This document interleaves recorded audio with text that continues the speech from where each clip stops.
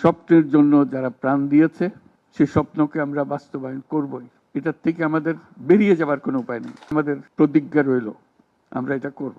আমরা নতুন বাংলাদেশের অফিস এটা করেছি। নতুন বাংলাদেশ গড়ার জন্য আমরা এখানে এসেছি, সেটা যেন সবাই মিলে আমরা করতে পারি। দেয়ালের যে লেখাগুলো যখনই দেখি অবাক লাগে, এত কথা কিভাবে এদের মনে আসলো। এদের পেছনে তো কোনো কবি নাই, কোনো সাহিত্যিক নাই, কোনো পণ্ডিত নাই যে কথাগুলো জোগাড় করে করে দেবে, কিন্তু সারা শহর ছড়িয়ে আছে, অন্যান্য শহরেও আছে। প্রতিটি কথা অত্যন্ত মূল্যবান, ছোট্ট কথা, ছোট্ট ছবি, অত্যন্ত মূল্যবান। শুধু বাংলাদেশের মানুষ উতলা হয়ে গেছে নতুন বাংলাদেশ করার জন্য, তাই না?